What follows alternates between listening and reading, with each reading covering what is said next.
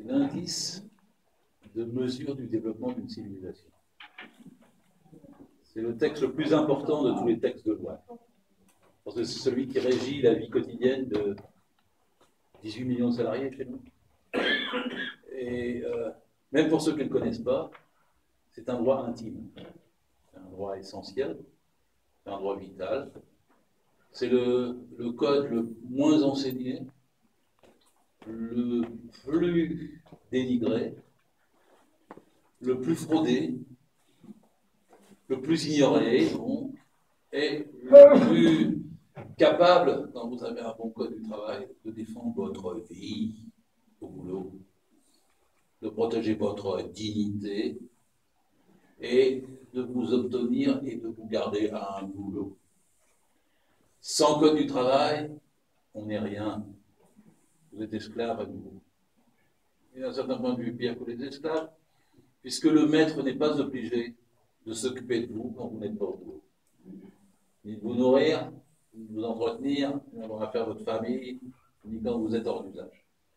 Et le code du travail s'appuie sur un contrat. Et le contrat, c'est un lien de subordination juridique permanent. Subordination juridique permanente. Quand vous êtes dans l'entreprise, il n'y a pas de citoyenneté, il n'y a pas de liberté, il n'y a pas de démocratie. C'est l'employeur qui décide de la naissance du contrat, de la gestion du contrat et de la rupture du contrat. C'est l'employeur qui décide de votre salaire et de vos horaires. C'est lui qui fait le règlement intérieur et qui fait la discipline. Et c'est lui qui décide de vos conditions de travail. Vous êtes subordonné. Et il vaut mieux le comprendre. Parce qu'on essaie de vous passer du beurre. On vous dit, vous êtes un collaborateur. Et je vois que quelques-uns connaissent mon gag préféré. Hein, c'est quand j'étais inspecteur du travail. Alors, je vais pas dire bonsoir. Parce que tu m'as posé une question, je suis parti pour répondre. Et je vous remercie de l'invitation, je remercie mon éditrice, je vous remercie d'être là. Et quand on vous dit dans une entreprise et que vous rentrez comme inspecteur du travail, bonjour monsieur l'inspecteur, je vous présente mes collaborateurs. Alors à chaque fois je faisais la râne. Quoi Vous avez des collaborateurs ici ils ne sont pas déclarés vous n'avez pas mis sur le registre et la DRH immanquablement me répondait mais si, bien sûr, ils sont sur le registre, ils sont salariés. S'ils sont salariés, alors pourquoi vous les appelez collaborateurs? On doit être à la fois subordonnés et collaborateurs. Ah mais non, monsieur l'inspecteur, c'est pour les valoriser, vous comprenez. Oui, c'est pour faire croire à tout le monde que vous êtes dans le même challenge, dans le même défi, dans le même bateau. Évidemment, quand le patron part avec le bateau, vous restez amarré sur le quai au Pôle emploi et vous apercevez que vous n'êtes pas collaborateur du tout. Et donc, on comprend la place qu'on a. Et la place qu'on a, elle était scabotée par le mot collaborateur. J'ai vu une DRH qui me dit, mais c'est vraiment, c'est pour les valoriser. Si vous les avez, on a mis le mot collaborateur dans le Code du travail en 1945, 46, vous croyez que ça aurait été valorisant? Bien sûr que non. Alors, je commence par là parce que le Code du travail est une contrepartie à la subordination. Vous êtes subordonné, mais en échange, vous avez des droits. Si on vous enlevez la notion de subordination, c'est pour que vous n'ayez plus de droits. Et Mme Parizeau avait organisé il y a 3 ans un colloque à Paris, à Wagram, dans leurs locaux, sur la soumission librement consentie. Pour remplacer le concept juridique de subordination. Et évidemment, c'était pour enlever la contrepartie qu'est le Code du travail. Et là, on touche à l'essentiel, à l'histoire, hein, parce que le Code du travail, c'est une construction issue de 180 ans de lutte de classe. Il faut remonter à 1840, c'est le docteur Villermé, il fait une enquête sur la situation dans 20 fabriques, 20 villes de France, on dit fabrique, sur la situation mentale et physique des ouvriers, des femmes et des enfants qui y bossent. Et le bon docteur Villermé, il fait un tableau apocalyptique, il voit les femmes et les enfants qui meurent les journées de 16h, 17h. Et il dit, il faut travailler moins. Et l'histoire du Code du travail est aussi l'histoire de la réduction du travail. C'est-à-dire qu'il faut pratiquement 80 ans pour passer de la journée de 17h à la journée de 10h, hein, 1840, 1920 à peu près, encore, c'est dans les textes. Et il faudra 70 ans pour passer de la semaine de 40 heures, ça vous connaissez, à la semaine de 35 heures. 1936-2002, 70 ans. D'ailleurs, je fais toujours remarquer à ceux qui sont opposés à la réduction du temps de travail que pendant ces 70 ans-là, on a fait 4 choses en même temps.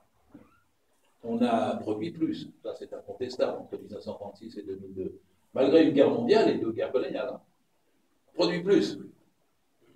On a gagné plus. C'est aussi incontestable. Le niveau de vie s'est augmenté dans ces 70 ans-là. Et on a produit plus d'emplois, puisqu'on est passé de 9 millions de salariés du privé en 1936 à 18 millions en 2002. Donc on a fait ces trois choses-là en travaillant moins. On a pendant 70 ans en France produit plus, gagné plus, fait plus d'emplois en travaillant moins. La preuve du pudding, c'est quand on mange, je ne tiens pas à un discours idéologique, je m'appuie sur l'histoire, sur les faits. La réduction du temps de travail a accompagné le doublement du nombre de salariés. Et donc, il faut continuer. Et l'histoire du Code du travail sur 170 ans, la réduction du temps de travail, et puis la conquête de toute une série de droits que vous connaissez tous, qui sont actuellement, qui veulent remettre en cause de façon brutale. Alors, je vais citer le Gattaz, parce que c'est quand même il y a 3 jours. Hein. Alors, il dit il faut licencier sans motif. C'est la phase terminale, la page qui n'est pas écrite de ce livre. Il faut licencier sans motif. Alors, ça, c'est le rêve du MEDEF depuis pratiquement 20 ans, 30 ans. Et c'est la pire atteinte qu'on puisse faire à un salarié, la pire. Là, on touche à la dignité, on touche à l'humain. Parce que c'est le droit de dire je te vire et je ne te dis pas pourquoi. Je ne suis pas obligé de te donner un motif. Je ne le suis plus dehors et je ne te dis pas pourquoi. Et c'est la peine de mort sur du contrat de travail. Ça pèsera sur la nuque de chaque salarié qui ne pourra plus se défendre de la même façon parce qu'on ne lui dira pas pourquoi. Je ne sais pas si vous avez vu un film avec George Clooney qui s'appelle In the Air. Et le rôle de Clooney dans ce film, c'est de parcourir les États-Unis en avion, et chaque fois qu'il atterrit, il rentre dans la boîte et il vire en 3 minutes ou 5 minutes les gens. Et les gens prennent un petit carton, et on les escorte pour pas qu'ils parlent à leurs collègues jusqu'à la porte de l'entreprise, et la procédure a commencé en même temps qu'elle se termine. Sans motif, pas de lettre, pas d'écrit, dehors. Et donc, c'est le rêve du MEDEF de faire ça. Mais une fois que vous tombez dans cette situation, vous n'avez plus la possibilité, comme de toute façon ils suppriment les élections prud'hommes pour supprimer les prud'hommes, vous n'avez plus la possibilité de faire un recours, si vous pouvez essayer toujours. Il faudra d'abord que vous choisissiez le motif que vous attribuez au patron, puis ah non, c'était pas pour ça. Et donc vous aurez toutes les procédures déviantes et toute l'impossibilité de vous défendre du même coup. Licencier sans motif, c'est l'apocalypse, c'est le point suprême des exigences du MEDEF. Et ne croyez pas qu'il dit ça pour des raisons de crise. C'est ça, on a quelques idées sur cette crise, entre guillemets. Mais il ne dit pas ça pour des raisons de crise, parce que ça fait 20 ans qu'ils veulent ça. C'était déjà inscrit dans le CPE de 2006. Les contrats première embauche, c'était 2 ans en étant licencié sans motif. C'était déjà dans le CNE de Villepin, le contrat nouvelle embauche pendant 2 ans qui a été retoqué par l'OIT, l'Organisation internationale du travail, parce que la Convention 158, et Gattaz va jusqu'au bout, il existe que la France dénonce la Convention 158 de l'Organisation internationale du travail parce que celle-ci dit qu'un licenciement doit être motivé. Et c'est une convention internationale, elle est signée par 40 pays. Alors on dit, mais l'Allemagne n'a pas signé. Ah bon, bah tant pis, il faudrait que l'Allemagne la signe. Mais lui dit, il faut que la France ne la signe plus. C'est-à-dire dénonce sa propre signature d'une convention internationale. Donc il va jusqu'au bout dans le cadre de ce processus. Et donc, c'est la finale d'un processus où ils veulent passer à la scie de Code du travail depuis 10 ans, 20 ans, 30 ans.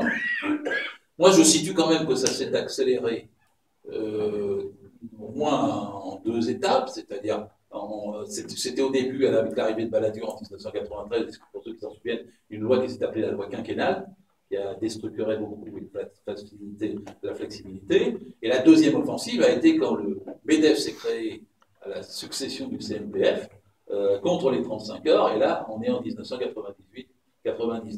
Et là, à partir de ce moment-là, il y a une espèce d'accélération de tous les efforts pour casser tous les aspects du Code du travail, un par un, morceau par morceau. Ils sont opiniâtres. Ils n'arrêtent jamais. Ils ne relâchent jamais. Ils n'ont jamais aucune rémission. Ils n'ont jamais aucune compassion.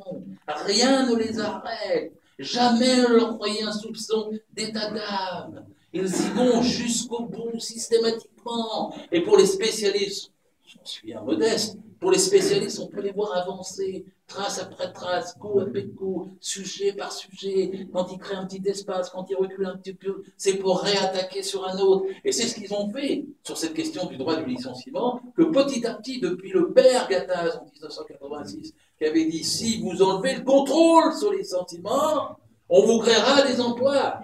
Et à l'époque, c'était, on va même remonter plus loin, ce contrôle administratif sur les licenciements, c'était Chirac qui l'avait fait en 1995. Et Chirac l'avait fait, non pas avec une intention généreuse, il l'avait fait pour contrôler, parce qu'à cette époque, il donnait 90% de salaire pendant un an aux licenciés économiques, et il l'avait fait pour contrôler que des gens ne se mettaient pas à leur propre licenciement pour avoir les 90% pendant un an.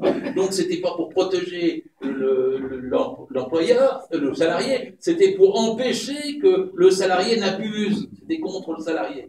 Puis ce contrôle sur les licenciements s'était développé quand le chômage se développait, qu'on était monté jusqu'à 2 millions, on arrive en 82, 83, et là le patronat commence à faire toute une campagne contre le contrôle sur les licenciements. Gattaz l'emporte en 86 à nouveau avec Chirac et Seguin, et donc supprime le contrôle administratif sur les licenciements, et dit on va créer de l'emploi grâce à ça. Évidemment, ils ne vont pas créer d'emplois quand le contrôle administratif va être supprimé. Il va y avoir 400 000 emplois, licenciements de plus dans l'année qui suit. Et donc après, il commence à dire, oui, mais c'est parce qu'on a peur de licencier, donc les attaques contre les prud'hommes, donc les attaques contre le code du travail, donc les attaques sur la motivation, donc le CNE, donc le CPE, donc Gattaz. C'est 20 ans d'efforts à la ça pour arriver à ça, ils n'y sont pas encore, mais ils annoncent qu'ils vont le faire. Ce dont je vais parler ce soir avec Lani s'inscrit totalement là-dedans. Alors il y a la propagande idéologique dont on subit, hein, je sais pas ce que vous lisez, moi toujours, je cite, et que si vous écoutez la radio le matin, c'est Dominique Seux à 7h20, généralement tout seul devant mon bol de café au lait, je suis en rage, mais le gars vous dit tous les jours qu'il faut enlever les droits du travail, qu'il faut renier le code du travail. Et vous avez maintenant, les attaques sont bovines, le code du travail est trop gros. Vous avez vu Bayrou à Parole des Actes, qui le chef comme ça, et qui montre le code du travail suisse, qui est plus petit, n'est-ce pas? Alors, c'est vrai que malgré tout, on est obligé de se défendre et de répondre. Et ce mec, Bayrou, il n'a jamais ouvert le code. Parce que s'il avait ouvert le code, il saurait comment il est. Il y a 3990 pages. Mais il y a 3300 pages de commentaires. Vous avez les arrêtés, les décrets, la jurisprudence, les commentaires annotés, vous avez les sommaires et vous avez les glossaires. C'est-à-dire que l'édition Dalloz, c'est un peu comme si vous éditiez Françoise Sagan, amendée par Marcel Proust. Il reste, quand il n'y a plus que les textes de loi, il reste 675 pages. 675 pages, pas plus. C'est les lois. Et alors, on va me dire, mais c'est peut-être encore beaucoup. Je vais revenir. Ceci dit, même à 3990 pages, c'est le plus petit des codes. Comparez-le avec le code du commerce, avec le code civil, avec le code pénal, avec le code des affaires maritimes, avec le code de la sécurité sociale. Comparez-le avec le code civil qui, aux États-Unis, est mélangé avec le code du travail, qui fait 36 000 pages là-bas. Si une seule seconde vous cédez sur l'idée de la grosseur, vous avez déjà l'air de reculer pour défendre un texte fondamental. Dites, c'est 675 pages de loi. Mais quelles sont les lois? Vous dites, il y en a trop, il y a 3850. Mais qui a fait 3850? Il y avait 1150 lois en 2004, quand ils ont recodifié le Code du travail. Je crois que je suis venu aussi dans cette salle sur ce sujet. Ils avaient recodifié entre le décembre 2004 par ordonnance et le 1er mai 2008. Et à cette époque-là, ils ont divisé les 1150 lois en 3850. C'était les mêmes. Ils en ont enlevé 500 au passage. Et ils ont découpé les unes après les autres en 3-4 numéros. Ce qui fait que c'est eux qui ont fait passer de 1150 à 3850, tout en supprimant 500 lois et en enlevant 10% du texte. C'est Anne Baraté, Bayrou, a voté ça le 4 décembre 2007. Le 4 décembre 2007, il a voté le code recodifié. C'est lui qui a voté 3850 lois à la place de 1150 en renumérotant tout. Alors, dire oui, mais alors, quand même, c'est compliqué le code. Évidemment, il y a même des salariés, évidemment, qui trouvent que c'est compliqué. Mais oui et non. Parce que qu'est-ce qui est compliqué dans le code? C'est pas ce que les salariés voulaient, c'est ce que les patrons ils ont introduit. Parce que là où vous avez les 40 heures en 1936, c'était facile, c'était la semaine fait 40 heures. Et après, ils ont fait des décrets d'application, ils font 3 armoires. C'est les décrets de 37 de Chotan et d'Aladier. Et c'est eux qui ont compliqué. Si c'est compliqué, c'est pas de la faute au code ou aux salariés ou à leurs revendications, c'est la faute à la façon dont les patrons ont dénaturé le code. Ils ont dit après, les 40 heures, c'est du temps de travail effectif. Le temps de travail effectif, les gens se sont arrêtés. Qu'est-ce que c'est le temps de travail effectif? Alors moi, j'aurais dit, d'ailleurs, je l'ai dit en 1998, c'est le temps où vous êtes sous les directives de l'employeur, point. Et alors le patronat est passé à l'assaut à l'époque. Donc ça a été voté en première lecture, en deuxième lecture, en février, en mars 1998. Ils sont partis à l'assaut de Jospin et de Martine Aubry. Et ils ont fait passer par le Sénat l'amendement. C'est devenu, le temps de travail effectif, c'est quand vous êtes sous les directives de l'employeur sans pouvoir vaquer librement à vos occupations personnelles. Chaque mot réintroduit un livre entier, sans pouvoir vaquer librement à vos occupations personnelles. C'est ça la définition du temps de travail légal aujourd'hui. Eh ben, vous avez besoin de dizaines et de dizaines de circulaires pour appliquer. Quand vous faites une pause pipi, est-ce que c'est une occupation personnelle? Est-ce que c'est intégré ou pas dans le temps de travail?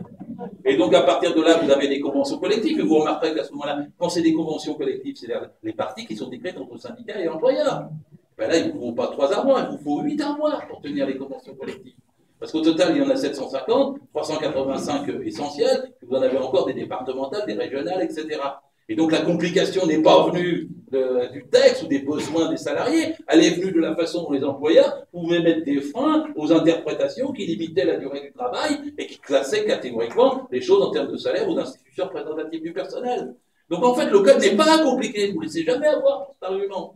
Au prud'homme, il n'y a que 10 lois qui servent. Celle qui détermine la naissance du contrat, celle qui détermine la gestion du contrat et la rupture du contrat, celle qui détermine les heures supplémentaires, le paiement du SMIC, et puis les institutions représentatives du personnel. Voilà, il y a 10 lois. Alors pourquoi il y en a beaucoup plus? Parce qu'entre la naissance du contrat du Code du travail en 1910, et aujourd'hui, on est passé de 3 millions de salariés à 18 millions. Parce que le travail s'est un petit peu complexifié, le nombre des métiers aussi, le nombre des branches aussi. Et donc, par conséquent, le Code a commencé à préciser l'ensemble de ces choses. Et c'est pas trop 675 pages pour préciser ça. Parce que si Bayrou, il était obligé de passer la serpillière dans la cantine d'une de ses classes à Pau pendant 3 mois, il serait attentif à la façon dont le balai est fabriqué, dont on peut se baisser ou pas, si on a des chaussures qui glissent ou pas, si on a mal au dos ou pas, combien d'heures on le fait, et comment on est payé à la fin. Il aimerait le Code du travail. Il n'irait pas chercher en Suisse la solution pour sa serpillière dans le fond de son école. C'est comme ça qu'il réagirait à Bayrou. Et comme il n'a jamais passé la serpillière, il n'a pas besoin qu'on précise les détails du geste, du travail dans tel métier, dans telle souffrance, dans telle posture, avec telle chaussure, avec tel garde-corps, avec tel baudrier ou avec telle condition de protection, d'équipement de protection individuelle. Et le Code a besoin de préciser ça. Pour ça, je dis que c'est un indice de civilisation. C'est parce que là où on définit un état de droit dans l'entreprise, eh ben vous avez évidemment un progrès, une relation, un ordre public social. Un ordre public social. Ça, c'est l'essentiel. C'est ce que le Code fait. Ordre public social. Et l'ordre public social, c'est autre chose que le contrat. Le matin, on nous dit le contrat doit l'emporter sur la loi. Là, il y a beaucoup qui disent ça. Hein. Alors, tombez pas non plus dans le piège. Les contrats, il en faut. D'abord, votre propre contrat de travail. Puis même quand vous avez fait une grève, bonne grève, vous avez gagné par rapport au patron, il est obligé de signer un accord pour que vous fassiez ça et ça dans l'entreprise. Donc, selon le principe de faveur, cet accord devrait être meilleur que ce qu'il y a dans la loi. Donc, votre contrat peut améliorer la loi au sortir d'une grève. Donc, dans ce cas-là, c'est un bon contrat. Et il l'emporte sur la loi. Mais par contre, si vous voulez que votre contrat dure, que le patron ne s'assied pas dessus, qu'il ne le viole pas plus tard, il y a intérêt à ce qu'il se transforme quelque part assez tôt en une loi, parce qu'à ce moment-là, vous pouvez le faire respecter et appliquer durablement. Et donc, il y a un rapport entre contrat et loi. Je dis toujours la même chose, il faut autant de contrats que possible et autant de lois que nécessaire. Comme ça, vous avez gagné le concours d'inspecteur du travail. Voilà, la synthèse parfaite, autant de contrats que possible, autant de lois que nécessaire. Mais en fait, si on s'arrête au contrat, on n'a rien fait. C'est la loi qui perdure, qui prolonge et qui garantit le contrat. D'ailleurs, de toute façon, il n'est pas prévu de sanction en cas de viol du contrat. Parce qu'on dit à la loi et que c'est dans le code du travail, il y a un droit pénal du travail. qui sanctionne l'infraction à la loi. Et donc, ça n'a pas le même rapport. Un inspecteur du travail, il ne peut pas vous mettre à un patron un procès verbal parce qu'il ne respecte pas un contrat. Mais il peut le mettre s'il ne respecte pas le code du travail. Donc, il y a déjà un rapport différent avec l'ordre et la République. Et le contrat, alors le contrat, c'est ce dont je parle dans le livre. ANI. ANI.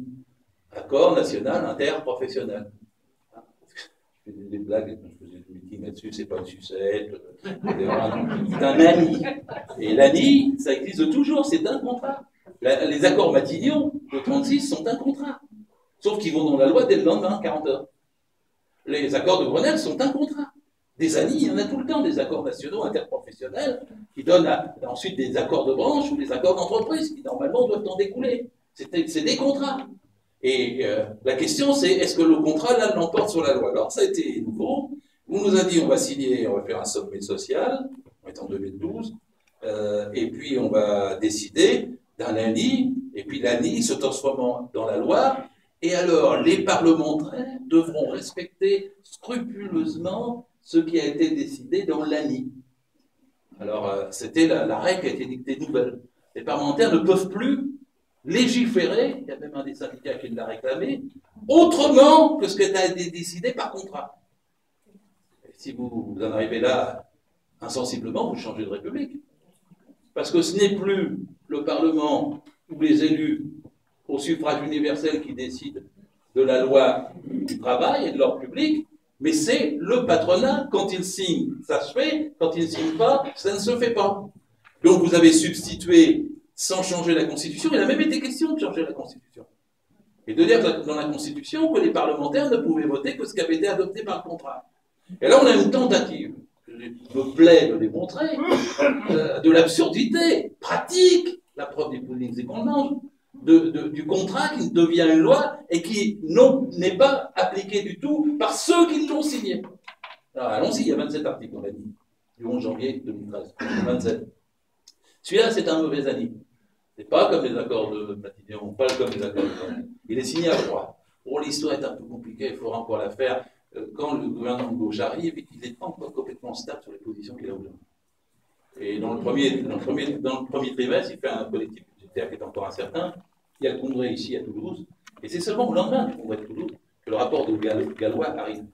Et le sommet social qui a commencé en juillet se prolonge par une feuille de route du gouvernement le 12-14 septembre 2012, qui donne 3 axes au sommet.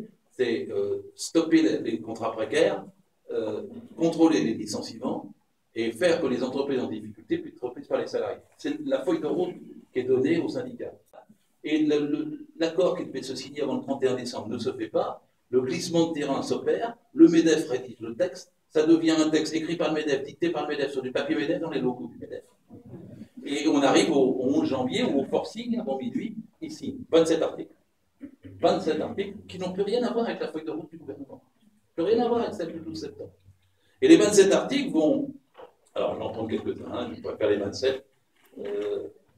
Alors, par exemple, pour ceux qui ont de la mémoire, on vous a d'abord dit on va taxer les contrats, les CDD, pour qu'ils coûtent plus cher et qu'il y en ait moins. Alors, la taxe, si vous ne savez pas, les contrats étaient déjà taxés à 14%. 10% d'indemnité de précarité, plus 4% d'indemnité supplémentaire payée au chômage quand il y avait un CDD. Donc là, ils ont passé pour les CDD, une certaine catégorie de CDD à 14,5, pour d'autres catégories à 15,5 et pour une autre à 17. Ils ont monté de 0,5 à 17, à 3 points, 3 points et demi. Le résultat des courses, c'est que c'était si peu, comme taxe, que ça n'a non seulement rien changé. Ça a facilité que ce soit l'intérim qui prenne la place du CDD, parce que l'intérim était resté à 15, et donc a passé moins cher que certains des CDD ainsi taxés. Ensuite, il y avait tellement peu de CDD taxés, parce qu'il y avait 6 dérogations dans les CDD considérés pour les moins de 26 ans, pour les contrats auprès de particuliers, etc. Toutes les dérogations s'additionnant, il y en avait très peu qui l'étaient. Et donc, à la fin, 1 an et demi plus tard, on a commencé à faire le bilan, c'est Le Monde, le journal qui l'a fait pour une fois, titre « Explosion des CDD courts ». C'est-à-dire que la taxation, une fois appliquée, a fait que, en fait, les CDD courts ont augmenté, et en partie sous forme d'intérim. C'est-à-dire que ce qui était annoncé comme un recul des CDD a été si peu dissuasif, si peu convaincant, si peu pratique, qu'en vérité, le nombre de CDD a augmenté. Et parallèlement, les patrons ne se sont pas gênés puisqu'ils ont fait une augmentation de ce qu'on appelle les stagiaires, qui sont passés de 600 000 en 2008 à 1 600 000 aujourd'hui. C'est ce qui prouve d'ailleurs qu'ils ont besoin de boulot et qu'ils ne veulent pas payer. Et par ailleurs, les stagiaires, ils ont pensé être payés à 482 €. Là, ça sera augmenté à 583 en septembre de 2015, grâce à une autre loi, la Scheles-Keroubi, qui organise un peu les stages et qui propose de faire une limitation de 10% de stagiaires par entreprise. Génial! 10% de stagiaires par entreprise. C'est ce qu'il fallait faire pour les CDD et tout contrat précaire. Pas plus de 5 ou pas plus de 10%. Il fallait mettre un quota, il fallait mettre une sanction si ce quota a été dépassé. Ça, c'était la certitude qu'on faisait reculer la précarité. Et si on voulait avoir un taux dissuasif de majoration supplémentaire du point de vue des pépettes pour dissuader, il fallait le porter à 25% comme une heure supplémentaire, de façon à rendre absolument dissuasif à l'employeur de prendre systématiquement des CDD ou des gens en précaire. Maintenant, ils sont en train de nous dire, puisque les CDD augmentent, on va faire un seul contrat, que des CDD. Que des CDD. Bah oui, c'est ça le contrat unique. Et vous avez entendu Sarkozy, il est encore plus net, on va le faire pour les fonctionnaires, ça sera 5 ans. 5 ans. Vous avez une petite idée de la vie avec des contrats de 5 ans, vous arrivez à 25, vous en décrochez un. Vous êtes content. C'est dur, jusqu'à 30 pour qu'il soit renouvelé. À 30, vous essayez surtout pas de vous syndiquer, parce que sinon vous ne serez pas renouvelé à 35. À 35, vous commencez à être un petit peu fatigué, mais vous espérez quand même avoir une augmentation. Vous allez bosser dur pour passer 40. À 40, vous commencez déjà un tout petit peu sur la sellette, mais vous tenez pour arriver à 45. À 45, ça devient beaucoup plus dur. Vous n'êtes toujours pas syndiqué, vous n'avez pas de progressivité, vous n'avez pas de problème d'horaire, vous dites rien, parce que sinon vous n'aurez pas celui à 50. Et si vous arrivez à 50, essayez d'attendre 55, vous avez déjà une autre vie. Ah, quelle belle vie! De 5 ans en 5 ans! Quelle belle vie! Rien que des CDD, un contrat unique, star tranche de 5 ans pour tout le monde! C'est bien ça notre échelle. Première partie de l'année. Deuxième partie, le temps partiel. Ça, c'est génial. Parce qu'ils ont proposé, ça a été défendu à l'époque par la Nadja Vallaud-Belkacem, je crois même qu'elle était de bonne foi, parce que sur 2 700 000 temps partiels, il doit y avoir 85% de femmes et 80% de non qualifiés, donc c'était pour les femmes. Alors ils ont dit, pourquoi qu'il y ait trop de temps partiel, on va faire un plancher. 24 heures, pas de contrat en dessous de 24 heures. Alors ils ont quand même mis des dérogations. Il y en a aussi pour les soins particuliers, dans certaines branches de la grande distribution, pour les moins de 26 ans, pour celles qui essaient déjà en dessous de 24 heures, ou pour celles qui demanderaient à l'embauche de pouvoir être en dessous du plancher. Vous voyez, alors, rendez-vous avec le patron. Bonjour madame. Madame, je peux vous prendre si vous me demandez d'être en dessous du plancher. Oui, monsieur, je vais être en dessous du plancher, sinon je ne suis pas pris. C'est facile. Et donc, les 24 heures devaient s'appliquer une fois que la loi sera adoptée. Alors, on est passé de la ligne en janvier 2013 à la loi du 14 juin 2013, qui fixe le plancher à 24 heures et qui prévoit que les négociations de contrats dans les branches doivent avoir lieu avant le 31 décembre 2013. Le 31 décembre 2013, rien n'est négocié nulle part. Le patronat qui a signé le contrat, qui a poussé à ce qu'il y ait de la loi, qui soit absolument similaire au contrat, n'a toujours pas négocié, ni dans la grande distribution, là où il y en a plus, ni dans le nettoyage, là où il y en a beaucoup, ni dans la chaussure, ni dans le commerce, ni nulle part. Et il n'a pas négocié le plancher de 24 heures. Alors que fait le gouvernement? Il fait une saisine rectificative, le 22 janvier 2014, qui retourne au Parlement le 7 mars 2014, pour repousser la date de conclusion des accords du 31 décembre au 30 juin 2014. Donc, le Parlement revote de changer le contrat et de changer la loi du 11 janvier, du 14 juin 2013, pour que ça soit mis en route avec un délai supplémentaire le 30 juin 2014. Le 30 juin 2014, rien n'est signé, ni dans la chaussure, ni dans la grande distribution, ni dans les soins personnes, ni dans le nettoyage. Ils argumentent que quand on nettoie dans la journée, ça gêne le travail dans les bureaux, donc il faut toujours que ça reste le matin avant l'ouverture du bureau et le soir après la fermeture des bureaux. Par conséquent, on ne peut pas négocier, etc. Et maintenant, vous écoutez Gattaz, il est contre le plancher de 24 heures. C'est-à-dire que ce mec qui vous dit le contrat doit compter, signe le contrat. Il dit la loi doit respecter le contrat. La loi respecte le contrat. Le gars dit je ne respecte ni l'un ni l'autre. Ni l'un ni l'autre. Tranquille. Vous n'avez pas d'insurrection morale contre ça. Même pas d'insurrection populaire. Mais qui est quand même. Bon. C'est incroyable. C'est incroyable. Ça touche quand même 2 700 000 personnes, les plus petits salaires. Voilà, et effectivement, 85%. Alors on vous dit, l'ANI, un des signataires de l'ANI, Laurent Berger, avait dit 3 jours avant de le signer, jamais j'accepterai les CDI. CDI, c'est les contrats à durée déterminée, intermittent, indéterminé, intermittent. Vous êtes indéterminé et intermittent. C'est bien que le CDD est là, parce qu'il n'y a pas de taxe.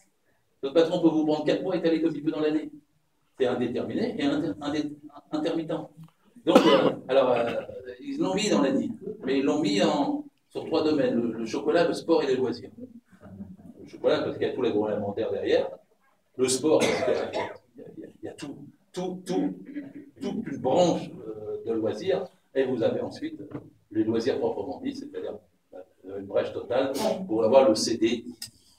Ils l'ont mis. Maintenant, c'est le but de l'objectif. C'est-à-dire qu'on puisse faire des contrats qui soient absolument sans durée du travail. Puisque Gattaz ne veut plus de durée légale du travail. Alors, il y en a qui ne regardent pas parce que parfois, à tort, ça me laisse toujours un peu d'amertume et puis de surprise. Dans les rangs de la gauche, il n'y a pas toujours l'attachement qu'il faudrait aux 35 heures. Il y a trop qui disent les 35 heures, c'est la flexibilité. Mais non, les 35 heures, c'est inflexible. Inflexible. C'est pour 100% des salariés. C'est pour 100% des patrons et 100% des entreprises. C'est une loi d'ordre public, social. La flexibilité n'est pas dans les 35. 35, en soi, ça empêche. C'est pour ça qu'ils veulent qu'il n'y ait plus de chiffres, plus de durée légale, pour pouvoir faire 34, 33, 38, 40, 48. 35, c'est 35. Oui, mais je fais plus. Oui, mais tu peux réclamer tes heures sup, parce que la 36e heure est majorée de 25%, la 37e heure est majorée de 25%, la 38e, la 39e, etc. Et quand ils disent l'autre, les autres, ils disent, ah, mais on va faire 39 heures. On va la porter à 39 heures. Mais on peut déjà faire 39 heures. Puisque 35 n'est que le seuil de déclenchement des heures supplémentaires. Et que la seule durée qui compte, c'est la durée maximale qui est 48 heures. Donc, quand vous étiez à 39 heures, il y avait place pour 9 heures supplémentaires. Quand vous êtes à 35, il y a place pour 13 heures supplémentaires. Ceux qui vous disent que 35 heures empêchent de travailler, c'est des bourreurs de mou. Évidemment, c'est 48 heures. Il peut y avoir 13 heures supplémentaires, c'est légal dans la semaine. Sauf qu'elles sont majorées. Si vous passez à 39 heures, quelle est la seule différence? C'est qu'il n'y a plus la majoration. C'est donc qu'on vous baisse votre salaire. Vous êtes à 39 heures, mais vous avez perdu la majoration de la 36e, la 37e, la 38e, la 31e heure. Ceux qui veulent remettre en cause les 35 heures, c'est pour baisser le salaire. C'est pas vu comme ça souvent. Mais c'est ça le fond. Le fond. Sur le fond. Parce qu'en vérité, maintenant, la moyenne du travail réel hebdomadaire, c'est plutôt 41 heures. Autour de 41 heures, 42 heures, vous prenez l'INSEE, tout ça, c'est la durée réelle. Et alors vous me direz, mais il y a des heures sup pas payées. Bien sûr, il y a des heures sup pas payées. Il y en a 1 milliard. 1 milliard, c'est l'équivalent de 600 000 emplois. C'est la grande masse du travail dissimulé.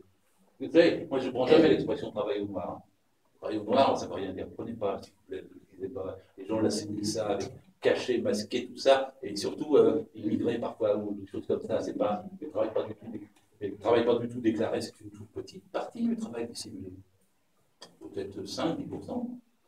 L'autre partie, c'est quand les gens sont à temps partiel, on les fait travailler plus.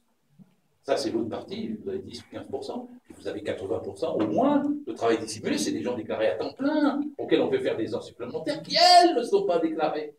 C'est là l'essentiel de la fraude. Et alors, de temps en temps, parce que je vais reparler du droit pénal du travail tout à l'heure, mais on me peut dire, parce que j'ai dit les patrons sont délinquants, alors, j'en prends plein mon bras sur le fait que je n'aime pas du tout les patrons. C'est vrai que dans ma jeunesse, je disais c'est des tauliers. C'est vrai qu'une entreprise, c'est un lieu d'exploitation.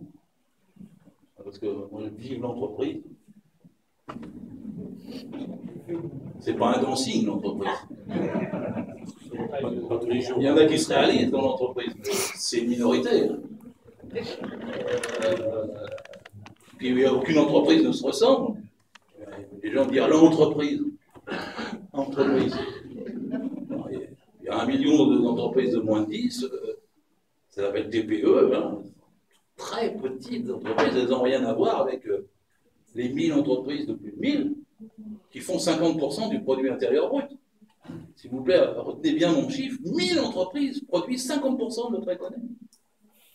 Vous avez des gens après qui vont vous dire oh, les PME c'est bien, les PMI c'est vachement chouette, les ETI, les entreprises de taille intermédiaire, ben oui, mais enfin 80% de ces entreprises sont dépendantes des villes. Elles ne sont pas indépendantes tout court.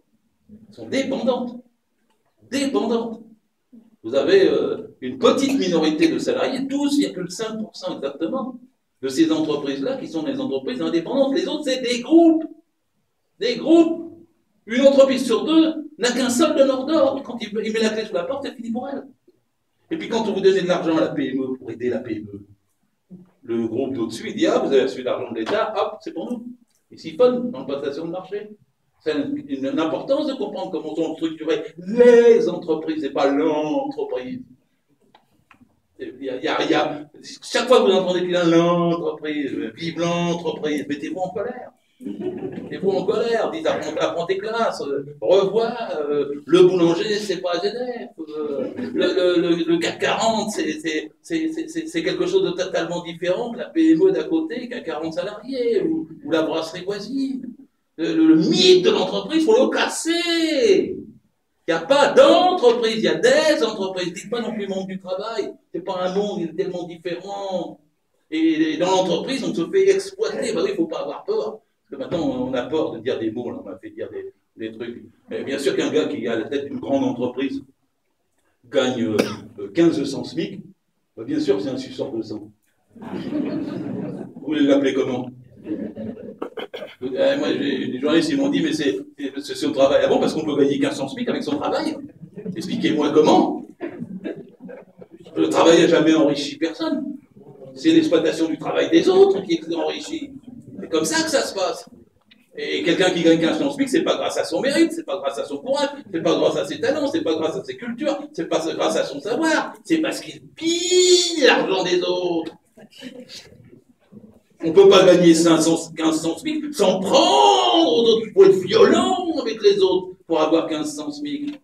C'est pas des humanistes qui ont 1500 SMIC. On ne peut pas être humaniste. Et comme Gérard Mestralet, je n'ai pas choisi celui auquel on pense tous, mais Gérard Mestralet qui prend 20. Si, il n'y a pas de délit de blasphème, tu m'entends dire, etc. Mais vous avez Gérard Mestralet, le gars, il se fait 21 millions d'euros pour partir en retraite. 21 millions d'euros. Mais vous vous rendez compte ce qu'il a pris, ce qu'il prend, ce qu'il va prendre, 78 000 euros par mois aux salariés. 78 SMIC, il ne faut pas avoir de tendresse pour ces gens. Donc, je reviens à mon sujet après cet écart. Mais le faire valoir le droit en face de ça dans l'entreprise, c'est la moindre des choses pour pouvoir y travailler avec dignité sans se faire taper dessus, comme Lani le permet. Ça y est, j'ai retrouvé mon sujet. Et Lani, après, il y a... Si tu veux, tu bois un coup. Non, ça va. Lani, non, parce que je voudrais juste développer des trucs, puis après, on va poser la question. Parce que de toute façon, je ne peux pas faire tout Lani. Il faut 1h15 pour faire à peu près tout Lani. J'ai déjà fait, il y a 27 articles. Et puis après, il y a la sécurisation de l'emploi. Ce n'est pas la sécurisation de l'emploi, c'est la facilitation des licenciements. C'est-à-dire que les mesures qui sont prises, c'est des plans sociaux quick, expéditifs, rapides, light. C'est-à-dire c'est une procédure qui, en plus, demande l'aval des directs. Alors les directs, c'est une nouvelle direction du travail. Les directs, directement licenciés. C'est-à-dire que quand ils ont fait ça, même Michel Sapin essayait de me bluffer en disant enfin, tu étais pour le contrôle administratif sur les licenciements, Gérard. Voilà, maintenant les directs vont s'en occuper. Ils ont fait un stage, vous ne savez pas. Les directs en juillet, le ministre avec le texte qu'ils ont donné à tous les responsables des directs nationaux. Et le but, c'était 0 refus d'homologation des plans sociaux. Parce que les directs, maintenant, comme charge, c'est vrai d'homologuer les plans. Et homologuer, vous avez 6 ou 7 ou 8 synonymes. Hein. C'est approuver, agréer, appuyer, enfin tout ce que vous voulez, quoi. garantir, légaliser, etc. C'est le synonyme d'homologuer. Et les directs ont à homologuer les plans sociaux, ce qui évite à partir de ce moment-là au CE de s'opposer. L'affaire est expédiée en une seule réunion de CE. Vous n'avez plus aucune chance de vous battre comme ça s'est fait à Pilpa, à Fralib, etc. pendant des mois. Vous êtes obligé de répondre Amen tout de suite. Et le patron, s'il n'est pas content de vous, il fait son plan tout seul, il va voir la directe homologue, et elle a comme ordre du ministère du Travail central, 0 refus d'homologation. C'est-à-dire qu'en même temps, c'était le mec qui prétendait qu'il allait inverser la courbe du chômage. Et il donnait des directives pour qu'on ne l'inverse pas. Et ça découlait de l'ANI et de la loi du 14 juin, dite de sécurisation de l'emploi. Et c'est comme ça que la Cour de l'emploi a continué avec cette loi. Elle n'a non seulement rien empêché, mais elle a conforté, facilité les licences. Donc après, on peut prendre quelques autres aspects qui se sont trouvés aussi emballés par les événements. Parce que bon, sur les prud'hommes, l'ANI dit, dans un premier temps, on va faire qu'il y a un plafond pour les prud'hommes, pour les pénalités. Vous savez, parce que, alors le plafond, c'était 14 mois. Vous ne toucherez pas plus de 14 mois. Vous avez été lésé pendant 20 ans, vous vouliez demander 20 ans d'équivalence indemnité ou 20 mois, et bien là, vous ne pouvez plus, c'est 14 mois. Alors ils ont dit non, on ne peut pas anticiper totalement sur la décision des juges. Alors ça va être seulement au moment de la conciliation, donc ce sera indicatif. Mais si dans la conciliation vous demandez 14 mois, et que vous allez devant le juge en première instance 3 mois ou 8 mois plus tard, et vous dites non, je me suis trompé, c'est pas 14, en fait c'est 20, on va vous dire mais pourquoi vous avez demandé ça en conciliation?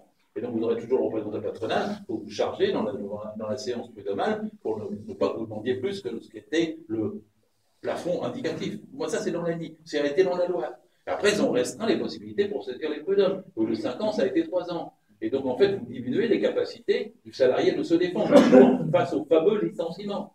Parce qu'après tout, Mme Parizeau l'avait dit, les prud'hommes, ça insécurise les employeurs.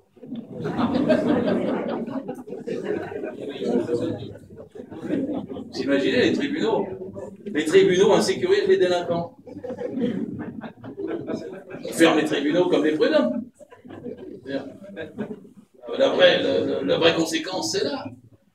En plus, il y a combien? Il y a pratiquement 7 millions de ruptures de contrat chaque année, je crois. Il doit y avoir 200 000 affaires pendantes aux prud'hommes. Les gens n'y vont pas assez. Ils vont pas trop, ils ne vont pas assez, ils ne savent pas leurs droits, ils ne savent pas se défendre. Il y a beaucoup plus d'infractions, il y a beaucoup plus de ruptures de contrat abusives, sans cause réelle et sérieuse, que ce qu'il y a en vérité qui arrive jusqu'au prud'homme. Les prud'hommes, c'est le rare sauvetage de quelques contrats. Alors, oui, parce qu'il y a une histoire, moi je la raconte toujours, mais c'est la lingère de Chamonix. C'est une femme à Chamonix qui a été travailler dans le grand hôtel de Chamonix, c'est tout antique, pratiquement de l'âge de 15-16 ans jusqu'à l'âge de 65 ans. Elle était lingère. Et a logé sous les combles de l'hôtel. Elle ne savait pas lire, elle ne connaissait pas ses droits, elle ne prenait pas ses congés payés, elle travaillait du matin au soir. Là, pour le grand patron, c'est-à-dire le grand-père, puis le père, puis le fils. Et cette femme, au bout de 60 ans, 50 ans, 60 ans, quand c'est le fils qui est arrivé, il a vu à 65 ans, il a dit « Tu dégages de la chambre ».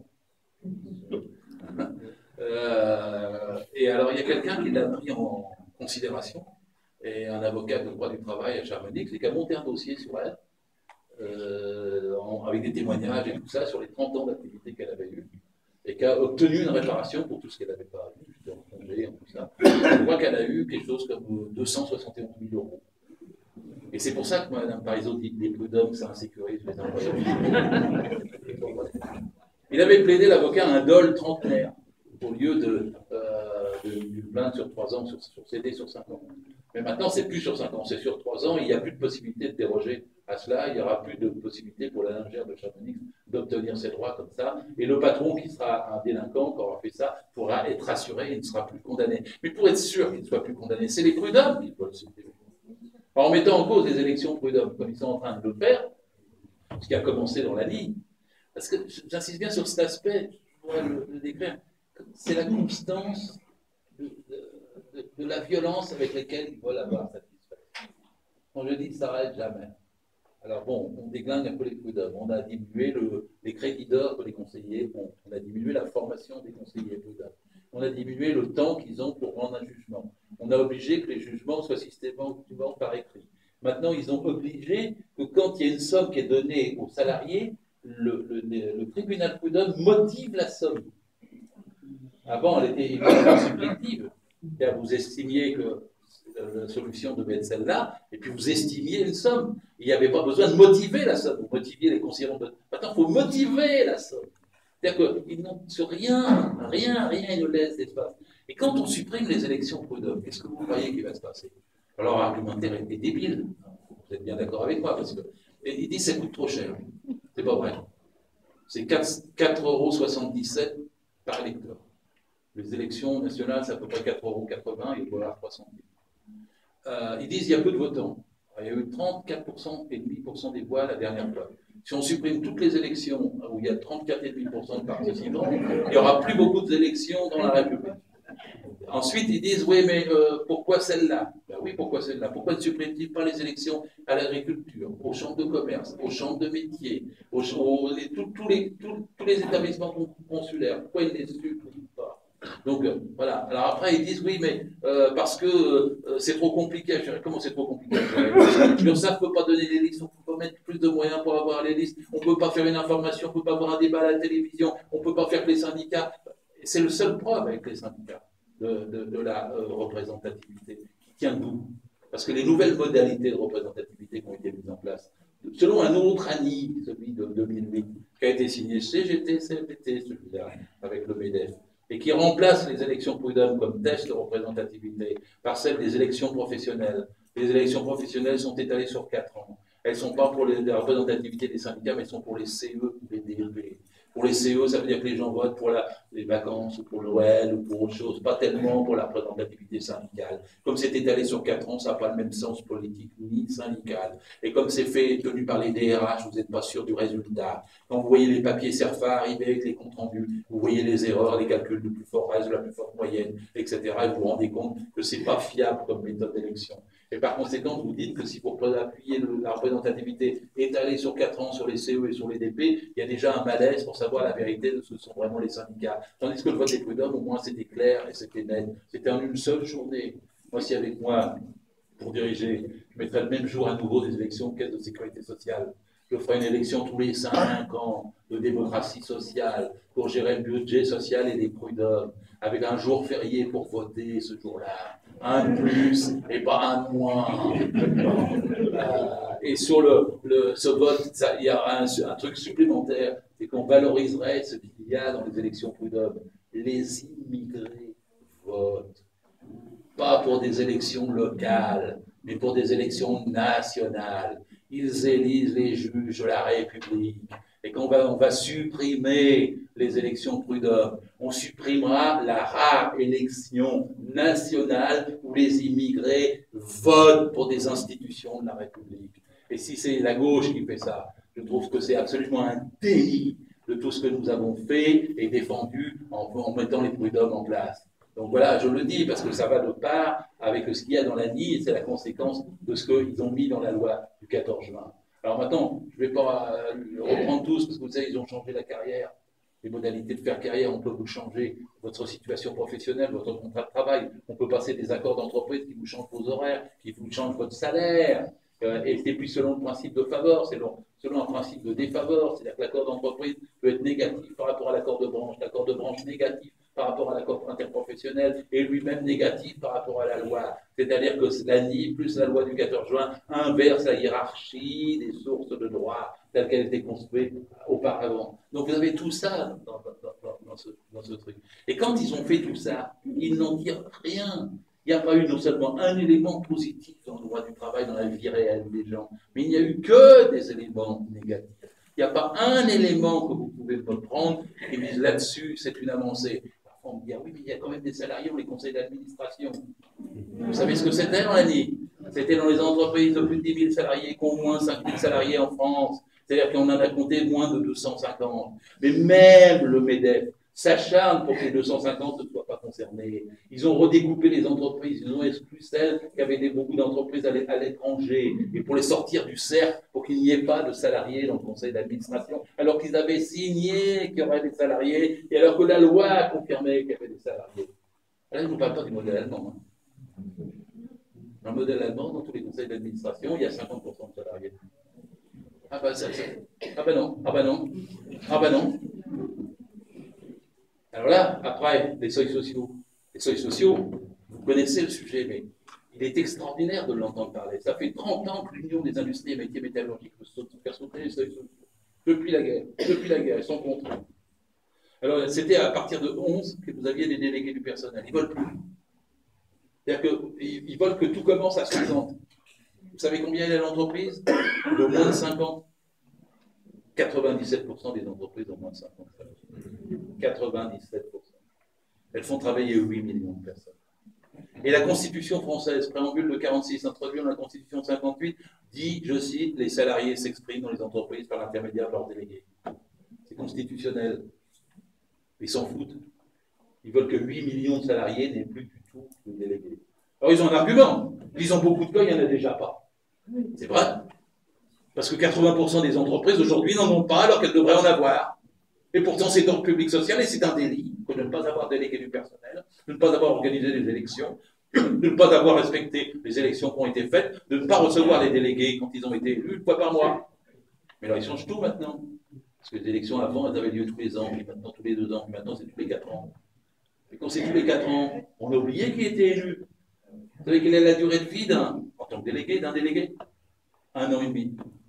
C'est-à-dire qu'il y a un turnover forcé entre celui qui est licencié, qui était un CDD, les CDD ne peuvent pas. Donc vous avez de moins en moins de représentants. Alors il y a 3% d'entreprises de plus de 5 ans. Alors ils disent là, on va supprimer les CHSCT. Supprimer les CHSCT. Alors vous savez que sur 1 200 000 entreprises, il y a 44 000 CHSCT. En tout et pour tout. C'est trop. C'est trop. On va les supprimer. Donc vous aurez un conseil d'entreprise unique. Ah ben alors du jour du conseil d'entreprise unique, je vous le promets, hein, si l'affaire CHSCT, économie, égalité professionnelle, homme-femme, état de l'entreprise, situation, projet, futur, ça n'arrive évidemment pas. C'est fait pour que ça ne fonctionne plus. Voilà. Et donc la remise en cause du seuil de 50, c'est pour ça. Et c'est pas à cause de la crise, ne les croyez pas. Ça fait 30 ans qu'ils demandent ça. Il y a 25 ans, il y a 20 ans, il y a 15 ans. C'était avant la fameuse crise de 2009. Non, non, ils le demandaient déjà. Donc il ne faut pas les croire quand ils disent c'est pour sortir de la crise. C'est pour continuer ce qu'ils demandent depuis toujours, c'est-à-dire de tuer le programme du Conseil national de la résistance et tout ce que nous avons fait en 1945. De toute façon, ce n'est pas lié à la dette. En 1945, on est 290% de dette par rapport à la première. 290%. Aujourd'hui, on est à 96%. Voilà. Et à 290%, on a fait les CE, les DP, les retraites, la sécurité sociale, et c'est comme ça d'ailleurs qu'on a relancé l'économie, et qu'ensuite, plus ou moins, il y a eu des équilibres budgétaires. Mais c'est en dépensant plus quand on est sorti en 1945. C'est pas en resserrant tout et en détruisant tout, c'est en poussant tout en avant. Et quand vous resserrez tout, vous développez tout, vous augmentez la traite au lieu d'en sortir. Et dans certains points de vue, c'est ce qu'ils font, bien sûr. C'est ce qu'ils font. Alors, plus de CHSCT, plus de délégués du personnel. Alors, les comités d'entreprise aujourd'hui, sur les 3% d'entreprises, il y en a 25% quand on parle.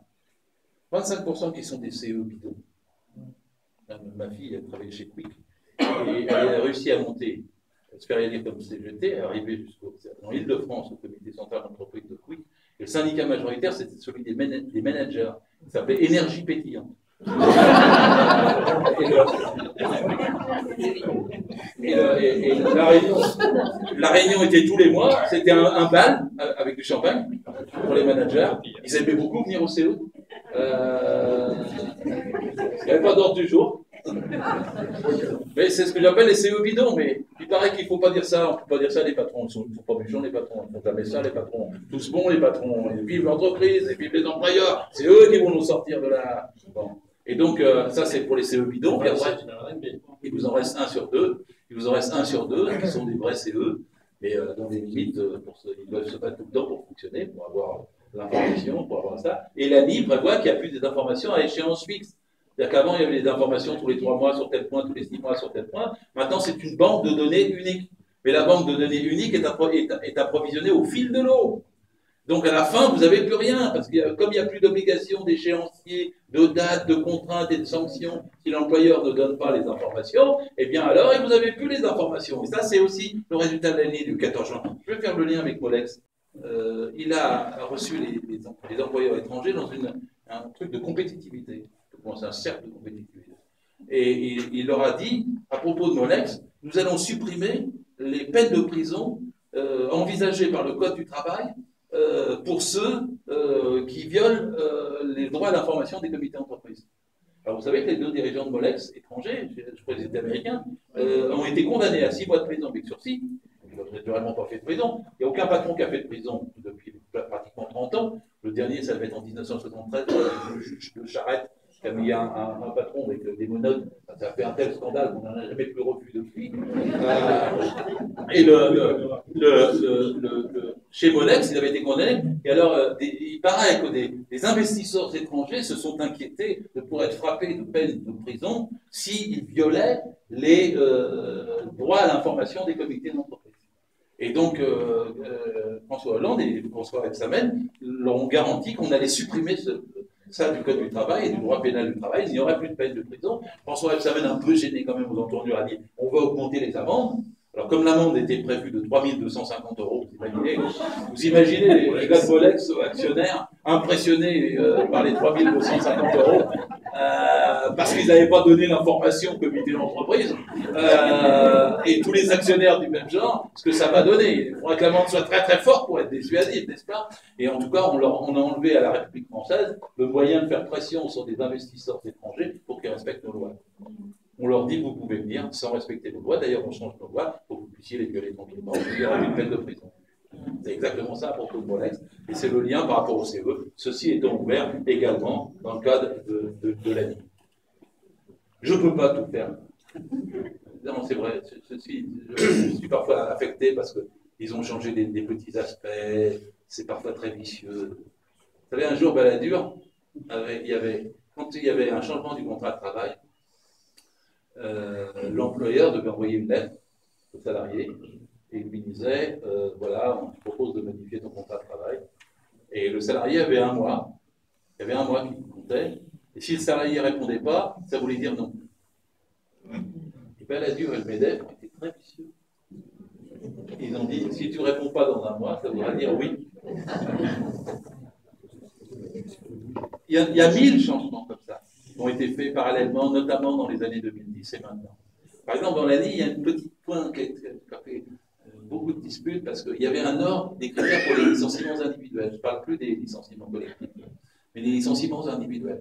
Et le premier, c'était si vous êtes en charge de famille, si vous avez des problèmes personnels, vous pouvez échapper au licenciement quand il y a des critères pour choisir entre. Là, on est dans le malheur, mais on va épargner celui qui est encore plus dans le malheur que l'autre. Voilà.